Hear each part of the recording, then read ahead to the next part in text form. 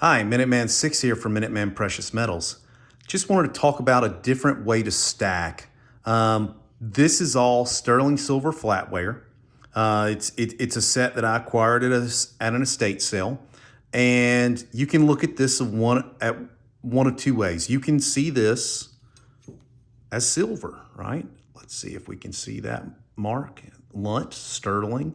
Okay, this is silver. It's 925. It's a higher purity than your 90% junk silver. So you can look at it as an investment in and of itself, or you can see this as an opportunity to buy things below melt. And I often buy things below melt. I bought this set below melt, significantly below melt, to the degree that I can make money on this set today. And that's exactly what I'm going to do.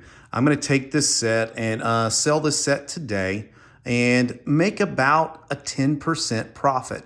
Remember, everything in precious metals is based off a percentage, right? So when I look at this, I know what my local LCS buys this material for.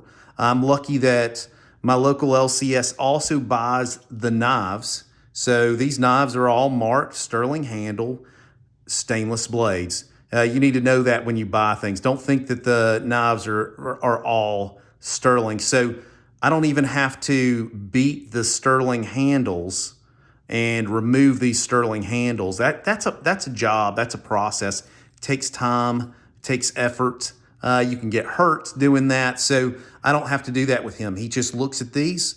They're full-size knives, and he gives me 1/2 ounce for each knife. So it's easy for me to compute that and know what it's worth, what the set's worth. Oftentimes at estate sales, they post exactly the number of grams or troy ounces or sometimes ounces that these things weigh. And you have to do the math. You actually have to break it down and do the math and see if it works for you. So again, about a 10% profit on this. This is a large set.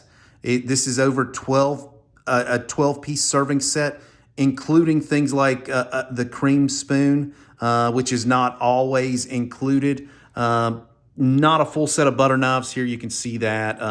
One serving spoon. But this set, it's a rather large set. And I'll make enough profit off this set to buy a 5-ounce bar if I'd like. So I can look at it as one of two ways. I can put that cash back in my pocket for further buys, or I can put a 5-ounce bar in my stack. So I can look at that, or break it down to about a 1/20th ounce of gold. So those are my options in this, and rinse and repeat. I do this. I try to do this 2 to 3 times a month. And if I can do that, I can add significantly. Imagine adding 15 ounces to your stack every month and going to estate sales, buying things, and then turning around and selling those to a local LCS. So you have to know the percentages. You have to know the local market. I could retail this for more, but I don't want to sit on it. I don't want to sit on it that long because it can take a long time to sell pieces like this. I have beautiful pieces that I'm going to keep, pieces like this Tiffany bowl. Let's see if I can move it around and you can actually see the Tiffany mark.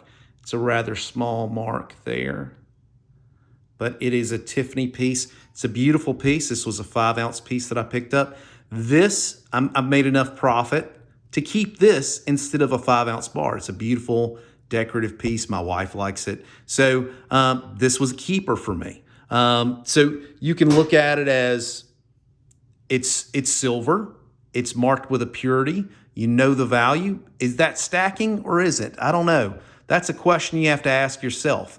For me, I still consider that stacking. I'm adding silver to my stack. It's just in the form of a decorative piece. Now, I don't do that a lot. that a lot, but sometimes there's things that catch my eye. I paid, just so you know, that's almost a 6. Well, it's actually over 6 ounces in weight. It's less than 6 ounces in pure silver. It's closer to 5.25 in pure sterling. excuse me, pure silver, not sterling. It's over. I'm walking all over the place on this one. My apologies. It is over 6 ounces in weight total, but it is 5 ounces and about a quarter in pure silver value. So I look at that and I got it, picked it up for $80. So, how can you beat that? How can you beat that? And it was Tiffany, a brand that everybody knows nationwide, worldwide. So just another way to add more metal to your stack over time. And you've got to get out there and do the work, though. It's not going to come to you. It's not going to land in your lap. You cannot do this that well on eBay. You can't sit back and armchair quarterback this and do this on eBay. The margins are going to be super tight because there's lots of investors out there, lots of people like me that know exactly what they're doing. They know the margins.